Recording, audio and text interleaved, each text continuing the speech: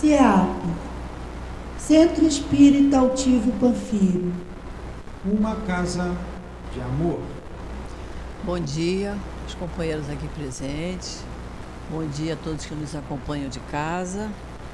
Dando continuidade ao nosso estudo do Evangelho, nós estamos no capítulo 21. Haverá falsos cristos e falsos profetas. Hoje nós vamos pegar do item 5 em diante, prodígios dos falsos profetas.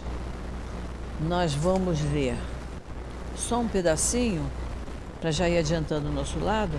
A gente vai lendo um pedacinho aqui do item 5, para depois nós fazermos a nossa prece. Pode ler, Guilherme. Levantar-se-ão falsos cristos e falsos profetas que farão grandes prodígios e coisas espantosas para seduzir até os próprios eleitos. Essas palavras nos dão o verdadeiro sentido do termo prodígio.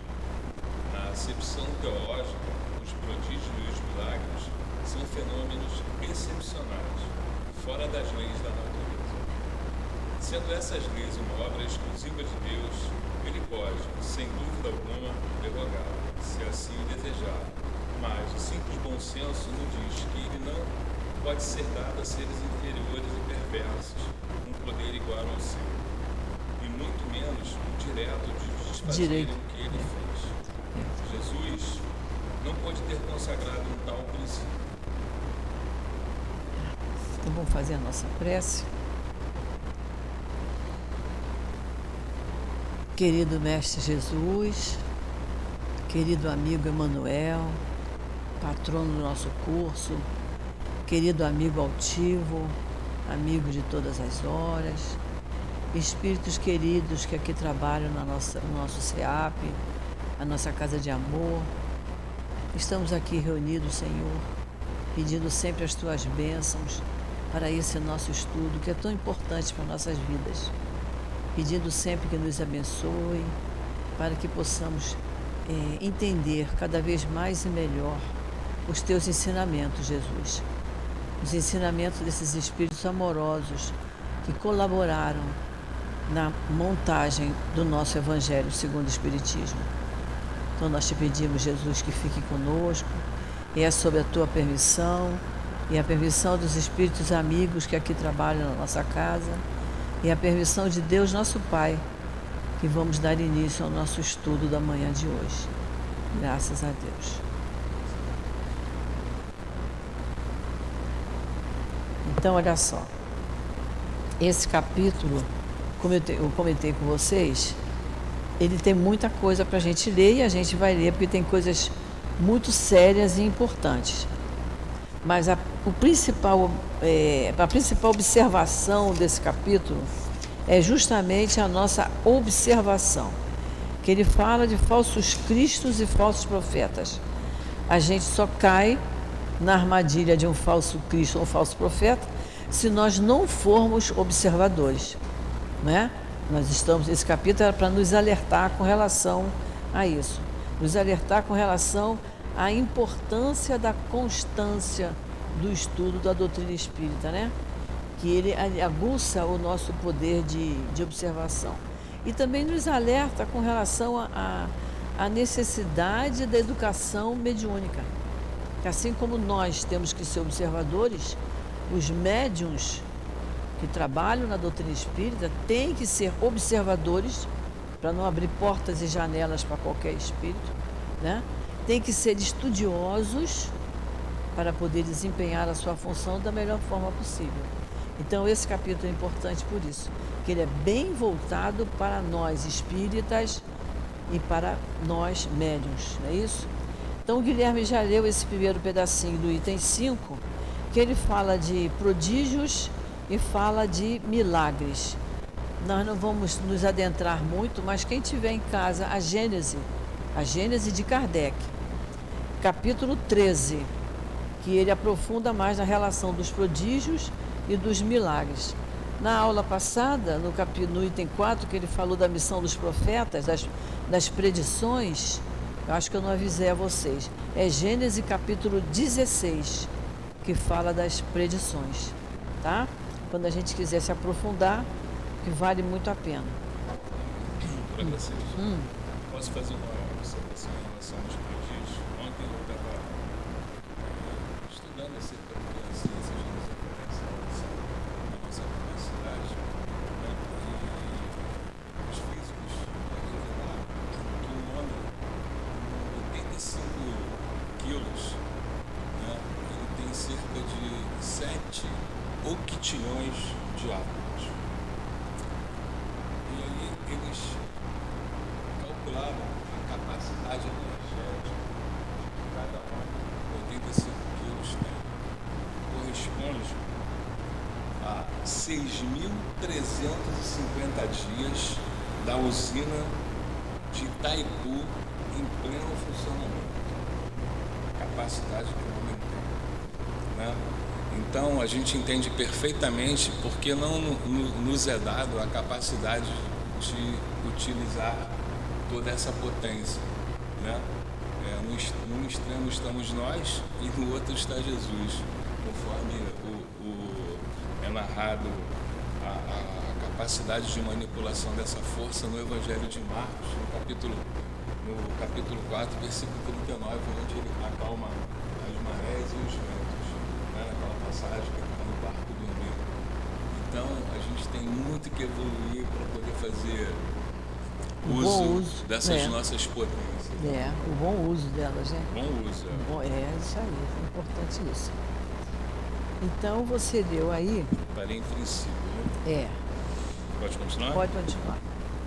Se, portanto, de acordo com o sentido que se atribui a essas palavras, o espírito do mal tem o poder de fazer prodígios de tal forma que os próprios eleitos possam ser enganados. Daí resultaria que, podendo eles fazer o que Deus faz, os prodígios e os milagres não são privilégio exclusivo dos enviados de Deus, e nada provam, porquanto nada distingue os milagres dos santos dos milagres do demônio. É preciso, então, procurar um sentido mais racional para essas palavras. Então, no sentido racional. A nossa doutrina, não é isso? Né? Ela não nos leva a raciocinar. Está escrito lá no início, na folha de rosto, né? Que a gente tem que raciocinar. É uma doutrina que nos leva a refletir e raciocinar. Então ele está dizendo, se de acordo com o sentido que se atribua a essas palavras, então nós temos que ter cuidado com de que maneira a gente atribui o sentido da palavra milagre, prodígio, profecia, que a gente preste bastante atenção, né? Não adianta uma pessoa chegar para nós e dizer assim, olha só, sabe o que vai acontecer com você no ano que vem? Não sei, ninguém sabe. Ninguém sabe, eu estou construindo para o ano que vem, não é? Ninguém tem esse dom de me dizer o que vai acontecer comigo nem daqui a 10 minutos, quanto mais nos próximos meses. Então isso compete a nós termos mais cuidado ao ouvirmos esse tipo de coisa, né? E a questão dos milagres, que a gente lembra muito do nosso trabalho, do passe, né? O passe é uma troca de energia, é o fluido que vem do mentor espiritual através do médium, mas o doente, o receptor, tem que estar ali de peito aberto para receber aquilo, né? Se ele estiver ali porque alguém levou, né? Já vi gente dizer, eu tomei passe porque me trouxeram aqui, mas eu mesmo não acredito muito. Então ele está fechado, não vai receber, né? O médium até tem que observar se a pessoa está aberta para receber o fluido, ou se ela está de braços cruzados, de cara amarrada, olhos abertos, ela não está afim, né? E a gente aprende até que o médium dá um dispersivo e acabou, passa para o outro lado, porque ele não vai receber o fluido, não vai receber. Isso não se pode gastar o fluido, né, no nosso mentor com uma pessoa que não quer receber. Então olha como o médium tem que estudar, né? Olha como é importante o médium participar do trabalho do passe, a importância do passe. E aí quando a pessoa tomou um passe, veio arrastado, saiu andando. O passe foi bom, o médium trabalhou bem, o mentor estava presente, mas ele queria se curar. Então é uma coisa bem fechada, né? Não é uma coisa só de um lado, né?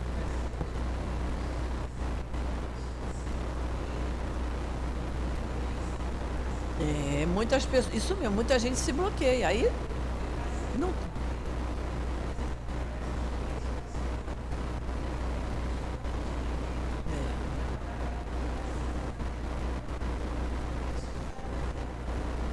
É,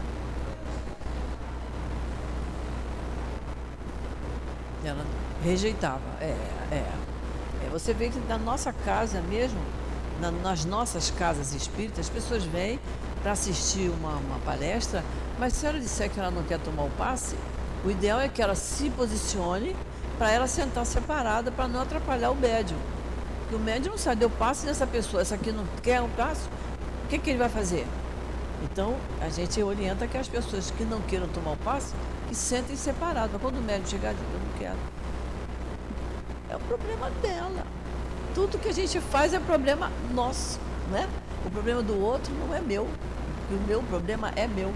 Ela não quer tomar, mas ela quer ouvir uma palestra, tem todo direito. Não quer tomar o passe, não acredita, realmente não vai fazer efeito para ela, então ela se afasta. Agora, não pode sentar no meio das pessoas que o médium, na hora de dar o passe, ele não sabe quem quer e quem não quer. O médium percebe quem não quer, né? Mas se a pessoa não se apresentar para dizer, olha, eu não gostaria de tomar o passe, é um direito que ela tem. E diz, tudo bem. Então você, por favor, sentar lá atrás, né? Se a gente puder avisar a pessoa que está orientando o salão, a gente orienta, aquela pessoa ali não quer tomar o passe, tá? Para não mandar médium para lá, né? Mas é um direito que ele tem. Um dia ele vai querer. Vamos lá. Aos olhos do homem comum, todo fenômeno cuja causa lhe é desconhecida é considerado como sobrenatural, maravilhoso e miraculoso.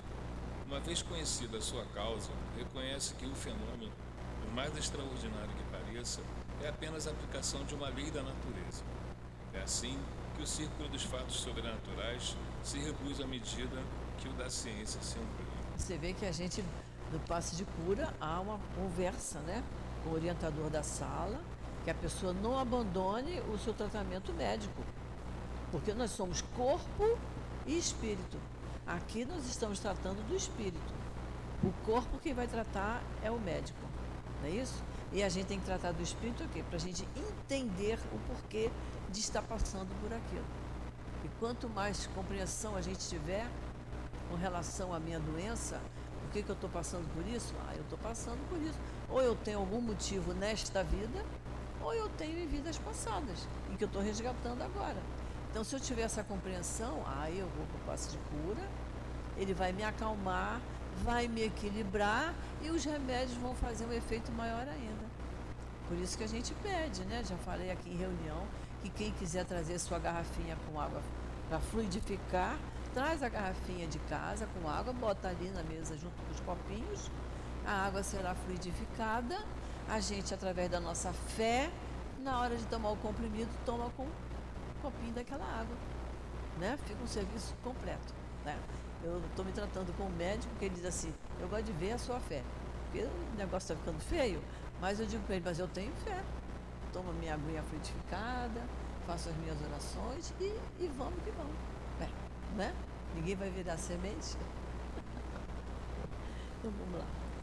Em todas as épocas, houve homens que exploraram certos conhecimentos que possuíam em proveito de sua ambição, do seu interesse e da sua dominação, a fim de conseguirem o prestígio de um poder supostamente sobre-humano ou de uma pretensa missão divina.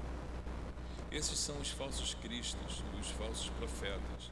A difusão dos conhecimentos faz com que fiquem desacreditados, eis porque diminui o número deles à medida que os homens se esclarecem. À medida que os homens se esclarecem. Por isso que é tão importante a leitura, o estudo, a reflexão, né? Isso sempre houve, não é?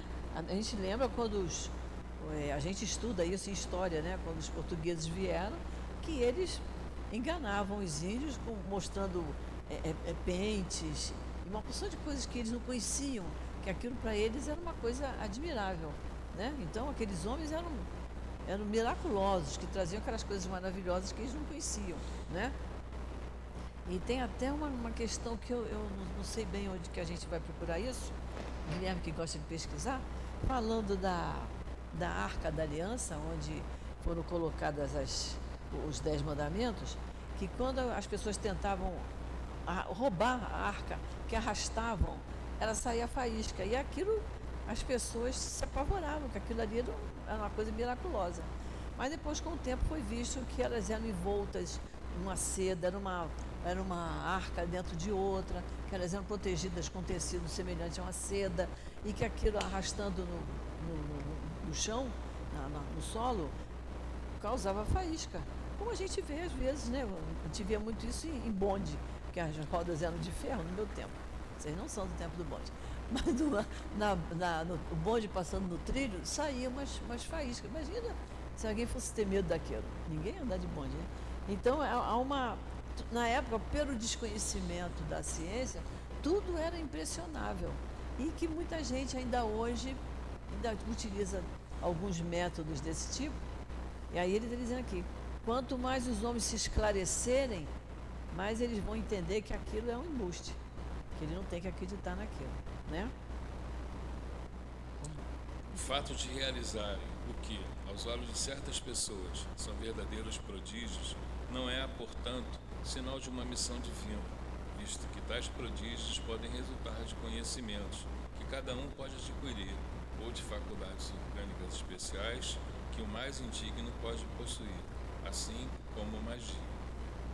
O verdadeiro profeta se reconhece por caracteres mais sérios e exclusivamente morais. O verdadeiro profeta se reconhece por caracteres mais sérios e exclusivamente morais. Isso é que é importante da gente entender. E quando ele fala aqui, olha, de faculdades orgânicas especiais que o mais indigno pode possuir, assim como o mais digno, é uma coisa interessante. Eu acho que eu já comentei com vocês que na época que eu fiz o COMP para me preparar para dar o passe, eu tinha passado pelo desencarne do meu filho e realmente eu estava muito, muito entristecida. E eu via pessoas agitadas, gente jovem, agitada, gente que não para sentado, não consegue ficar uma hora na reunião pública, tem que ir ao banheiro, tem que fazer isso, aquilo, e foram chamadas para dar o passe. E eu não entendia por que eu não era chamada. Eu não era chamada. Dizia, mas logo eu que chego cedo, sento, não me levanto, fico aqui prestando atenção a tudo, ligada, ninguém me chama. Aí o altivo, um dia conversando, ele falou, minha filha, que você está esvaziada. Eu estava com pouquíssimo fluido, devido à tristeza que eu estava. E aquela pessoa agitada que levantando a hora, porque ela está cheia de fluido. E ela tem fluido sobrando, e ela tem que passar aquilo. Porque não era uma pessoa má, ela só era agitada, mas era uma pessoa boa. Então o fluido dela era bom. E eu não tinha. Entendeu? Então só depois de um certo tempo é que eu fui liberada. A gente não tem muita ideia disso, né? A gente às vezes diz assim, aquela pessoa ali vai dar passe, mas ele é bem destrambelhado. Ela é destrambelhada, logo que a gente julga, né? Mas um bom médico, como era o caso do altivo, ele enxergava isso de longe. E ele dizia, não tem, aquela pessoa tem toda a condição, está cheia de fluido. Tem mais é que distribuir aquilo. E eu que achava que eu estava ótima, não estava. Não tinha nada. Estava vazia. Essa questão dos profetas, professores, a questão 624 do Livro dos Espíritos. 624 do Livro dos Espíritos. Eu também vou anotar, porque eu não tenho isso aqui. 624. Muito bem. Então vamos passar para o 6. Não acrediteis em tudo. Está vendo como é só questão de observação? Não acrediteis em todos os profetas. Vamos ver a passagem de João. Meus bem-amados, não acrediteis em todos os espíritos.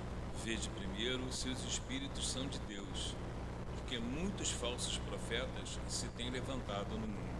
João, 1ª Epístola 4:1. Está vendo? Só uma questão de observação. Ver primeiro se eles são de Deus. Como é que a gente vai saber se são de Deus? O teor da mensagem, né, que for dada. A gente tem que ouvir a mensagem e com atenção, né? Se aquelas palavras são de Deus. Se aquelas palavras nos fazem bem, não é? Se são... isso é um privilégio.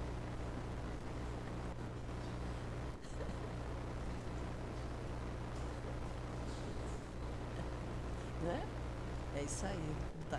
Eu tenho que falar que quem está em casa não está sabendo. É que o nosso presidente veio trazer um cafezinho com o meu marido ali.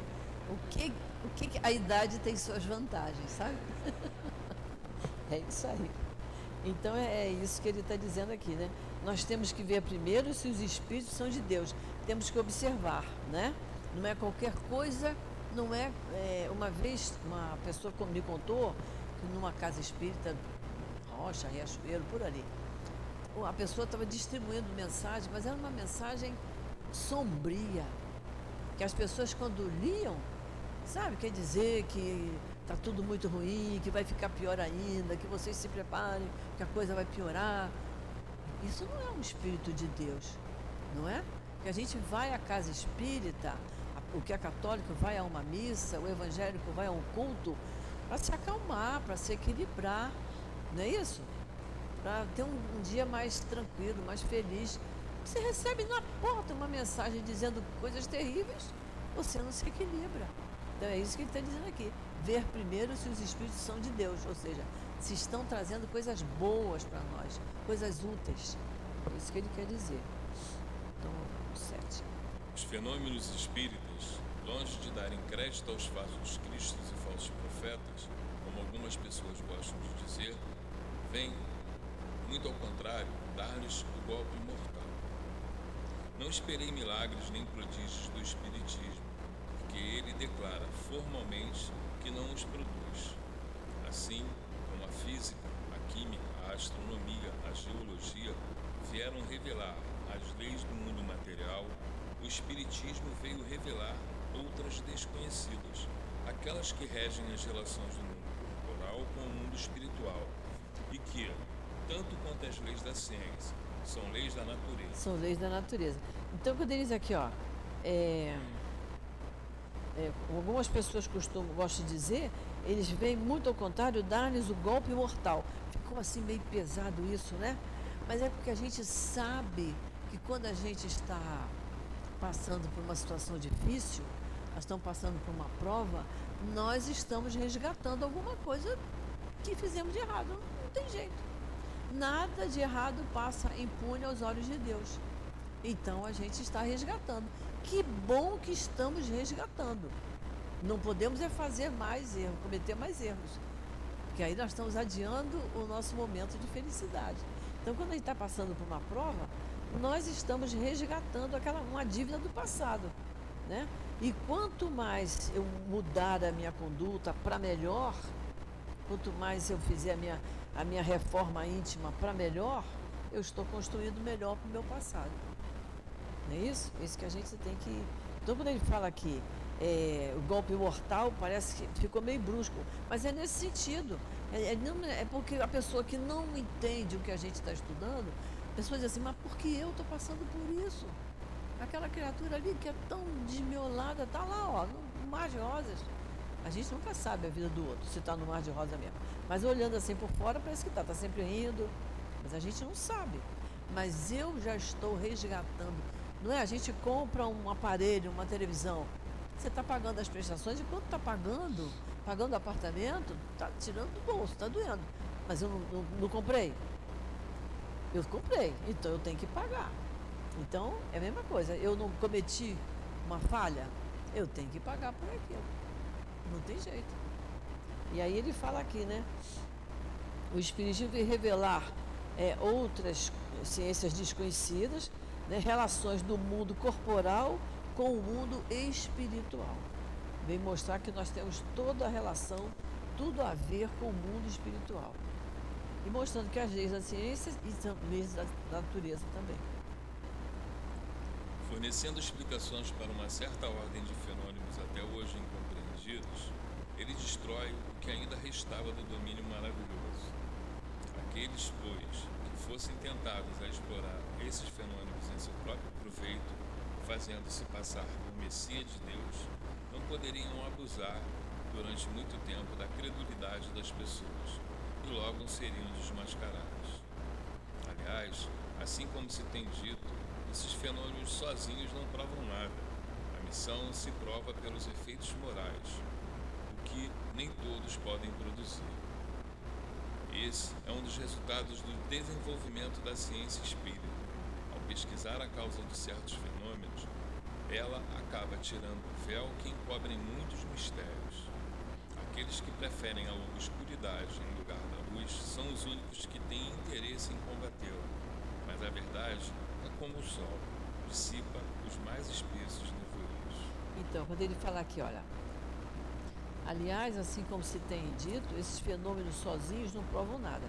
A missão se prova pelos efeitos morais. E ele diz, esse é um dos resultados do desenvolvimento da ciência espírita.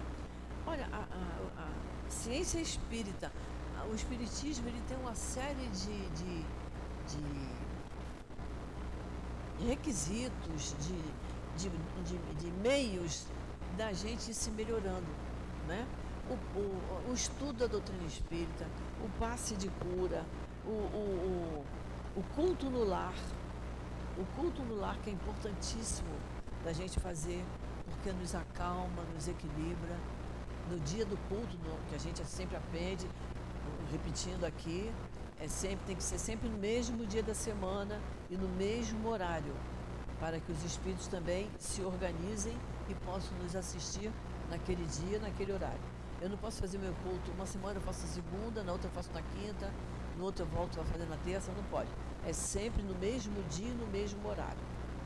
E quando a gente tiver alguma impossibilidade séria de fazer o culto, que a gente, antes de sair, antes de qualquer coisa, deixe o Evangelho aberto na página que a gente ia usar naquele dia e faça a sua oração e converse com os espíritos. Por uma necessidade, não poderei estar aqui nesse horário, mas pedindo sempre que eles continuem amparando e protegendo aquele lar, como sempre fazem. É a importância que a gente dá ao culto e ao respeito que a gente tem aos espíritos aos quais a gente chama na hora do culto, a gente pede a orientação deles, né? Então, quando ele fala da ciência espírita, são os mecanismos que a doutrina espírita nos fornece, que é o culto no lar, é o estudo, é a reflexão, é o passe no salão, que é importantíssimo, é o passe de cura, é a nossa reforma íntima, que a nossa doutrina está sempre lembrando. Então, a ciência espírita, ela tem esses mecanismos que estão aí para a gente usar a todo momento, a hora que a gente precisar e quiser, né? O Espiritismo veio revelar uma outra categoria, bem mais perigosa, de falsos cristos e falsos profetas que se acham, não entre os homens, mas entre os desencarnados.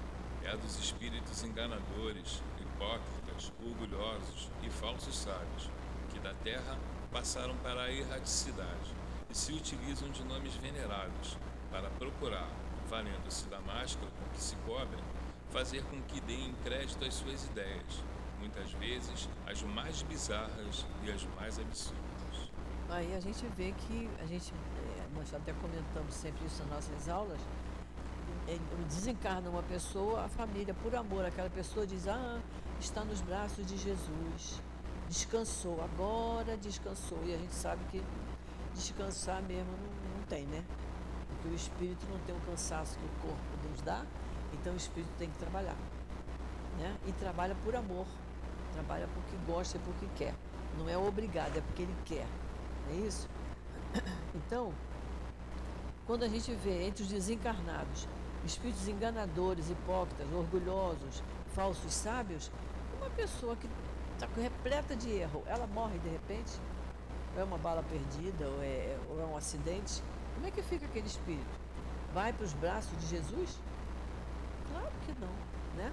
E muitos não, como quem trabalha aí na mesa mediúnica, aqui na sexta-feira, sabe que tem espírito que chega que nem sabe que morreu, ele não tem a menor ideia. Então, se ele era um perturbador encarnado, desencarnado ele continua perturbando. Ele continua fazendo das dele. Agora, ele vai fazer para quem abre portas e janelas. Para quem se mantém equilibrado, com bons pensamentos, com boas atitudes, com boas palavras, para ele não tem graça. Ele diz assim, aquela ali está muito chata. Não vou ficar perto dela não. Eu vou perturbar aquele outro ali que adora uma bagunça. E é isso que é.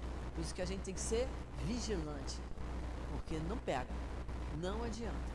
Outro dia até comentaram comigo que ainda se vê esses trabalhos que chamam de trabalho, né? Que colocam nas encruzilhadas e aquilo é para fazer mal. Vai fazer mal para quem está com as portas e as janelas abertas. Para quem não está, aquele trabalho, aquela galinha, aquela farofa, vai ficar ali para os bichinhos comerem na rua, não é isso? Não vai fazer mal. Por isso que a gente tem que ser vigilante. Eu tenho que, quando o meu pensamento começar a desviar, opa, volta. Começar uma conversa desagradável, lá pelas tantas eu tenho que me controlar e me calar, porque aquela conversa não vai fazer bem a mim e eu ainda vou atrair coisas desagradáveis que eu não posso atrair, né? Então, o orar e vigiar é importante.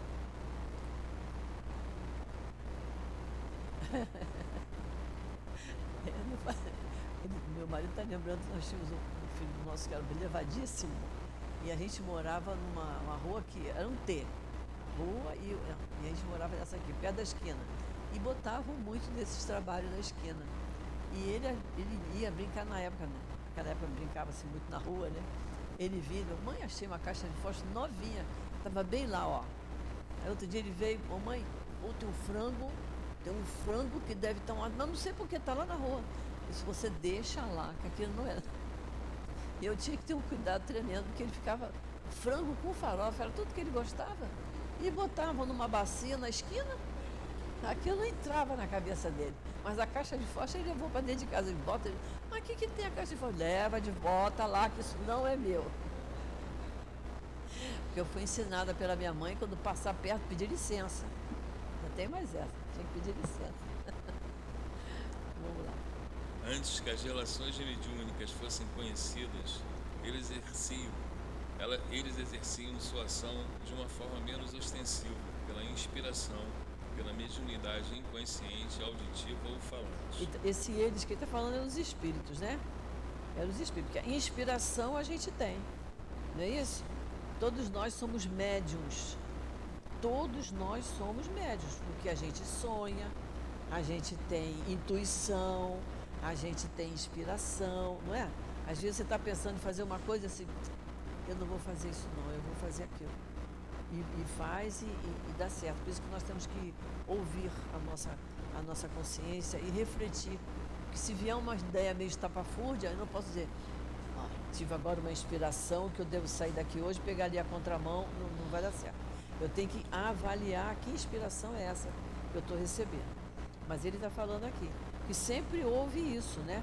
O próprio João Batista não falava dos sonhos, por isso que mandaram cortar a cabeça dele, porque ele sabia de muita coisa que os próprios não queriam que fosse revelado, né? Mas isso aí é outra aula, outro dia. O número daqueles que em diversas épocas, principalmente nos últimos tempos, se apresentaram como alguns dos antigos profetas, como Cristo, como Maria, mãe do Cristo, e mesmo como Deus, é considerável. O apóstolo João nos previne contra eles quando diz: meus bem amados, não acreditei em todos os espíritos, verificai se os espíritos são de Deus, porque muitos falsos profetas têm surgido no mundo.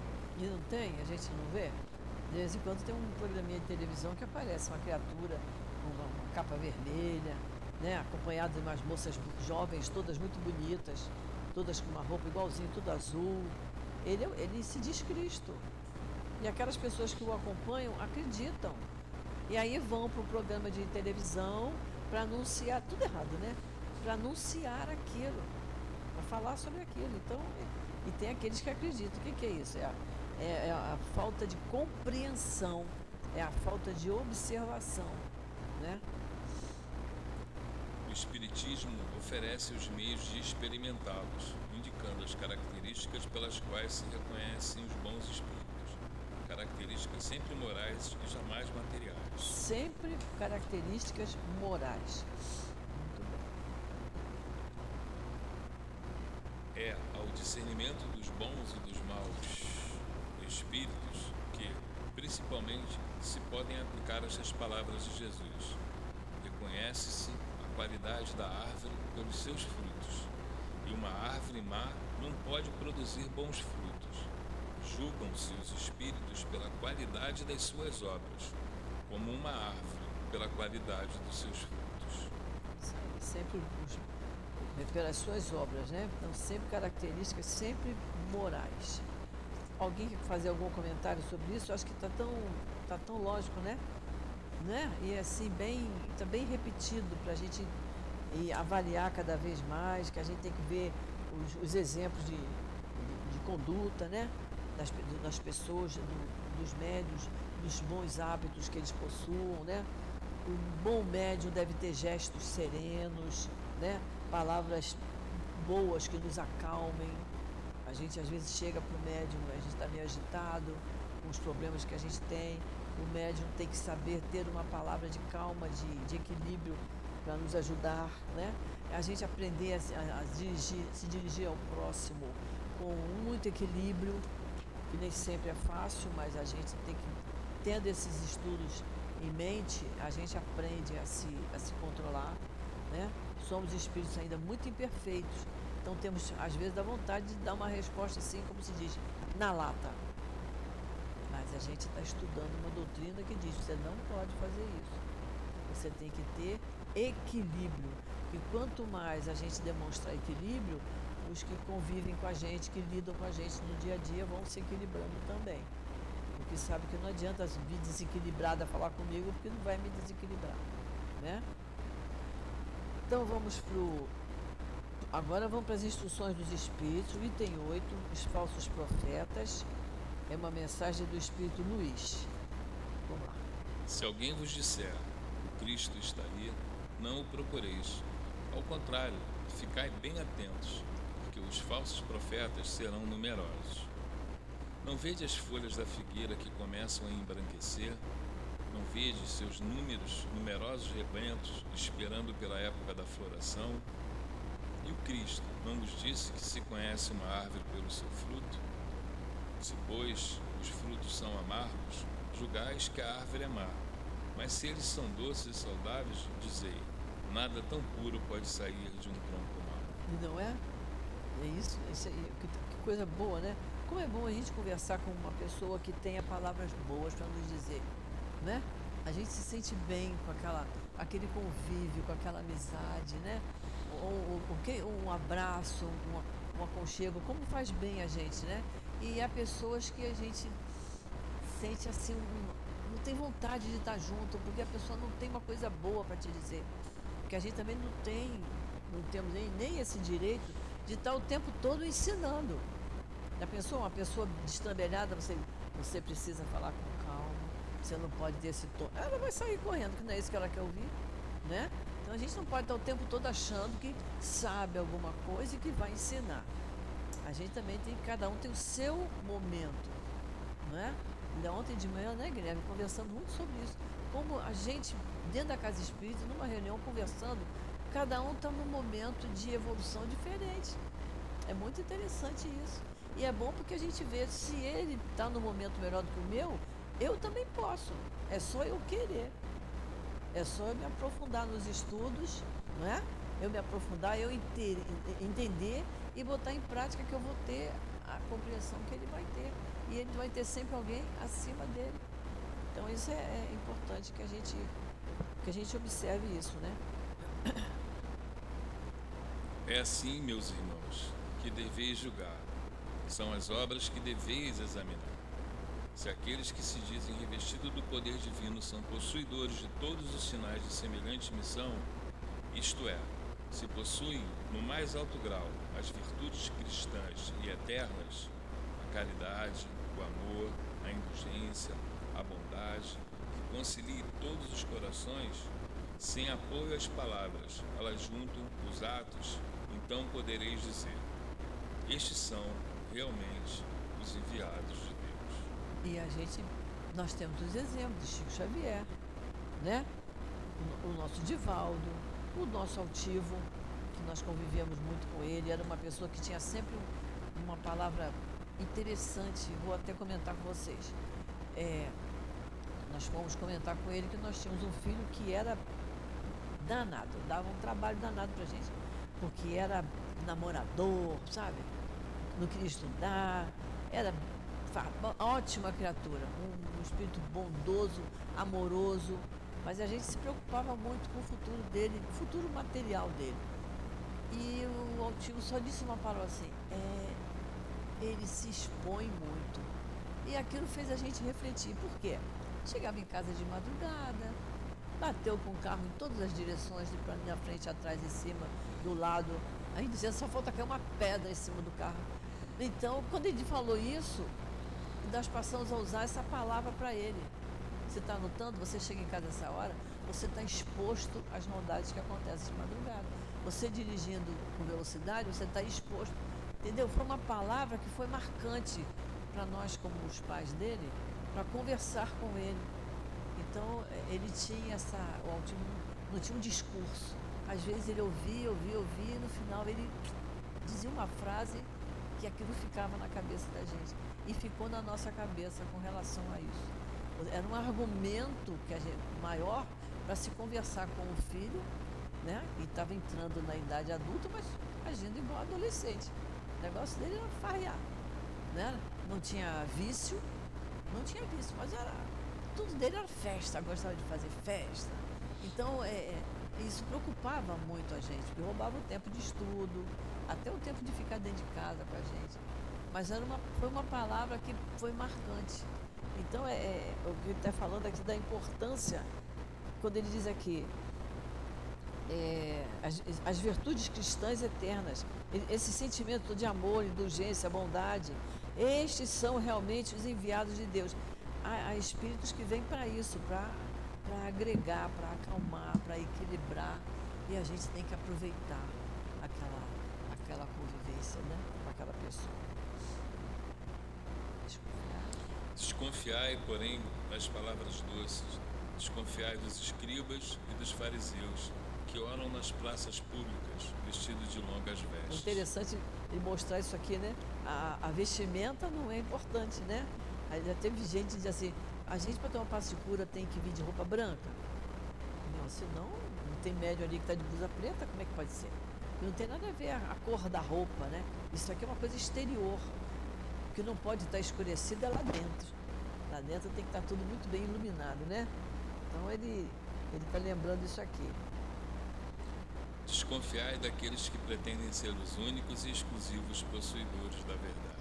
Nem nós espíritas podemos ter essa bobagem de achar que porque a gente estuda, porque a gente tem muito livro para ler, que a gente sabe tudo. Isso aqui tem uma questão do Livro dos Espíritos que eu até trouxe para vocês verem, é a questão 982 do Livro dos Espíritos.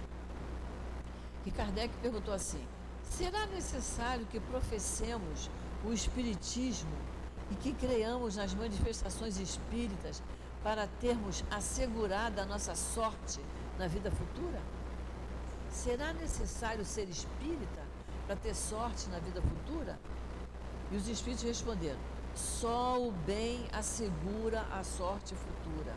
Ora, o bem é sempre o bem, qualquer que seja o caminho que a ele conduza. A oportunidade de fazer o bem apareceu, vamos seguir. Mais adiante, Kardec comentou assim, olha, a crença no Espiritismo ajuda o homem a se melhorar, firmando-lhe as ideias sobre certos pontos do futuro. A crença no Espiritismo apressa o adiantamento dos indivíduos, porque faculta nos inteiremos do que seremos um dia, na nossa vida futura. A crença no Espiritismo é um ponto de apoio, uma luz que nos guia. O Espiritismo ensina o homem a suportar as provas com paciência e resignação. Afasta-o dos atos que possam retardar-lhe a felicidade. Mas ninguém diz que sem ele, sem o Espiritismo, não possa a felicidade, ser conseguida. Que nobreza de Kardec de dizer isso, né? Então a gente tem nossos irmãos católicos que são bons espíritos, são. Pode não entender, não saber e às vezes até rejeitar o que está aqui. Porque foram católicos de berço, foram evangélicos de berço. E as outras religiões lá do Oriente. Isso não se pode, a gente não pode querer influenciar a pessoa a mudar de uma hora para outra a sua maneira de pensar. Mas está mostrando aqui que não basta ter um título de que eu sou espírita. Eu tenho que ser mesmo de coração, de entendimento, com muita reflexão. Isso é muito bom, né? Então essa questão 982 é muito boa para a gente raciocinar sobre ela, tá, gente? Eu pulei uns pedacinhos, não li tudo não, porque a resposta é grandinha. Essa questão dá um belo aprofundamento na questão da verdade. A gente não se achar possuidor da verdade.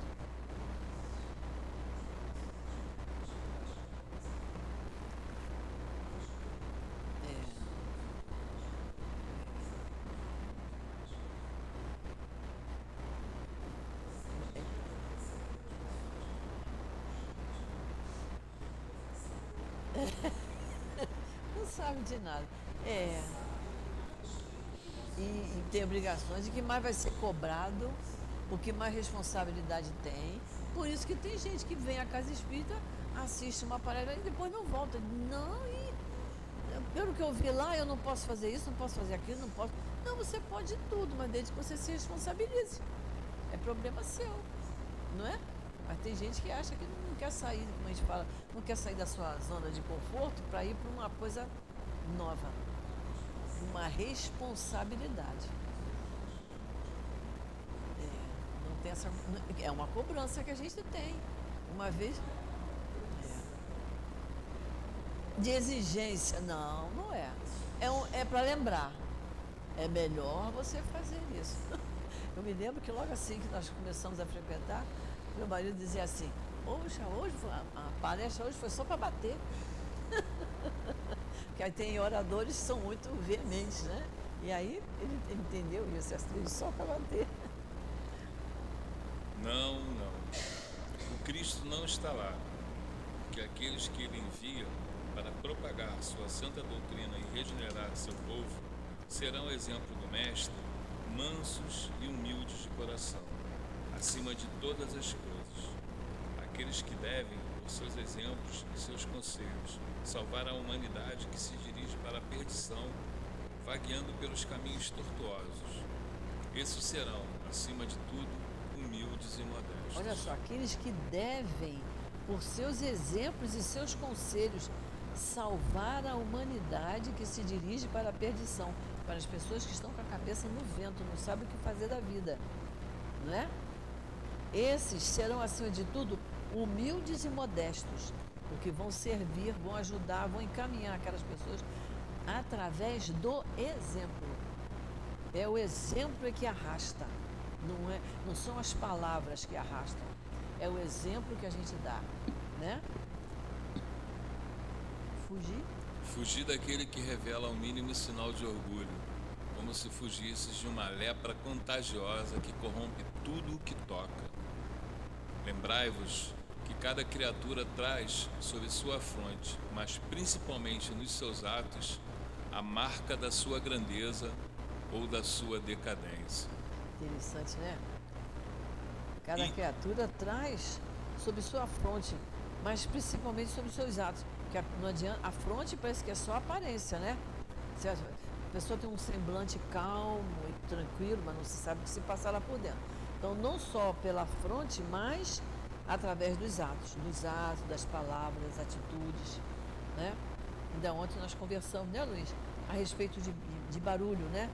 Das pessoas que chegam no lugar assim, ó, silencioso, aí se joga na cadeira. A cadeira é de plástico, ela se arrasta, né? Aí traz aquelas bolsas de plástico bem barulhentas e dá uma arrumada na bolsa, né? Ou então as pessoas, mulheres que vêm com salto bem grosso, né? Aí desce aqueles degraus, vem pá. A pessoa não sente que está atrapalhando, está quebrando o silêncio, porque o silêncio é importante, né? O silêncio é muito importante. Não tá. Chega de... E o pior é que às vezes, várias vezes chega assim. Se fosse só no primeiro dia, era bom. Ide, pois, meus filhos bem-amados, caminhai sem vacilações, sem segundas intenções na rota bendita que escolheste. Caminhai, Caminhai sempre sem temor. Afastai corajosamente tudo que poderia dificultar o vosso caminho até o objetivo eterno. Viajores que sois, ficareis apenas pouco tempo nas trevas e nas dores da prova. Se vos deixardes levar por esta doce doutrina, que vem vos revelar as leis eternas e satisfazer todas as aspirações da vossa alma em relação ao desconhecido. Não é bom a gente ouvir isso, gente? Olha só. Caminhai sem temor, afastai tudo que possa dificultar o seu caminho para o objetivo eterno. Ele diz aqui, olha, viajores que sois, ficareis apenas pouco tempo nas trevas e nas dores da prova. Pouco tempo, se vos deixar de levar por essa doce doutrina. Se a gente se deixar levar, se a gente ler, refletir, colocar em prática, porque essa doce doutrina vem vos revelar as leis eternas e satisfazer as aspirações da vossa alma em relação ao desconhecido. Por que a aspiração da alma? Porque ela foi criada por Deus. Então as aspirações das nossas almas são aspirações ótimas. São aspirações muito boas. Então nós temos essas aspirações em relação ao desconhecido.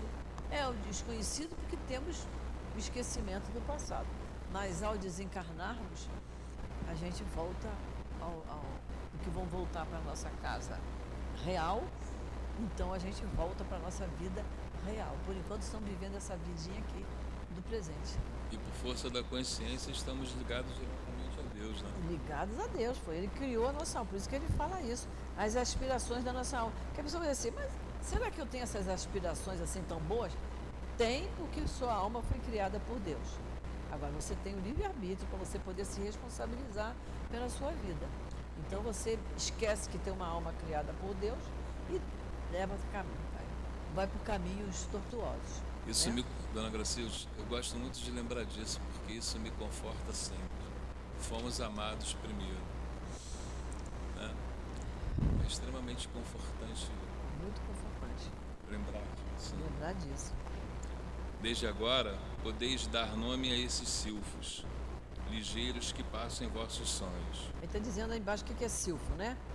É como se fosse um assovio, é o gênio dos ares, né? Isso.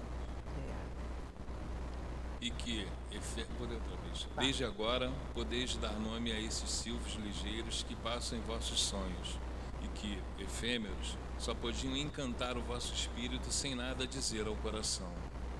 Agora, meus amados, a morte desapareceu para dar lugar ao anjo radioso que conheceis, o anjo do reencontro e da reunião.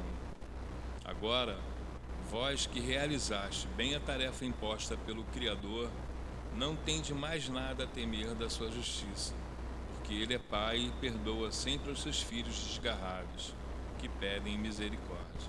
Olha só. Não precisamos temer, porque Ele é Pai e perdoa sempre os seus filhos desgarrados.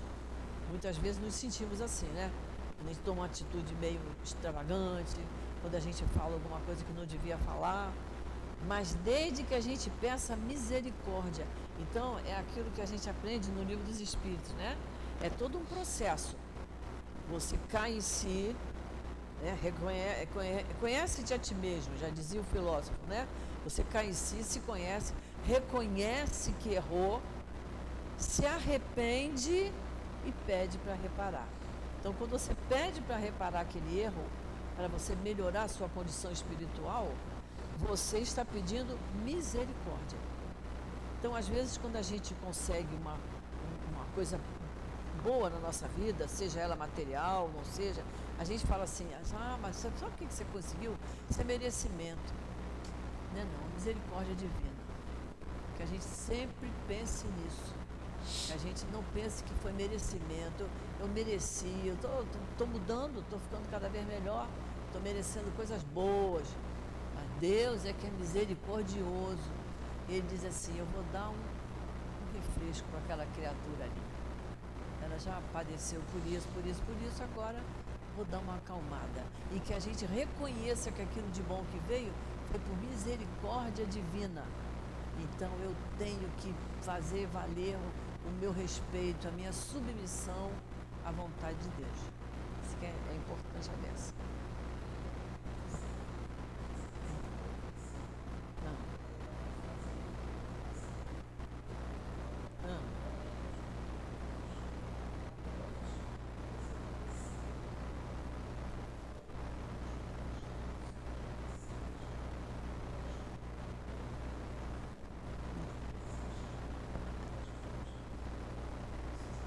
É uma consolação maravilhosa. Não é isso? Foi bom você ter mostrado isso, Carmen. Isso mesmo, olha. O anjo, dá lugar ao anjo radioso que conheceis. O anjo do reencontro e da reunião. A gente saber que a gente, ao desencarnar, a gente pode reencontrar com os nossos pais, nossos irmãos, nossos amigos, nossos filhos. Nem todos. Porque uns podem estar numa situação já muito superior a mim, que eu não posso. Mas eles podem me ver, mas eu ainda não tenho condições. Mas quem estiver no mesmo patamar que eu, a gente vai se reencontrar. E de repente aquele que está mais elevado pede para vir junto, para aconselhar, para acalmar. É uma coisa, isso é uma maravilha. Falta só um parágrafo, né? Bom. Continuai, pois, avançai sem cessar, que a vossa divisa seja a do progresso contínuo em todas as coisas, até que, finalmente, chegueis ao marco feliz, onde vos esperam todos aqueles que vos precederam. Luiz Bordeaux, 1861. Marco feliz, é isso aí, onde vos esperam todos aqueles que vos precederam.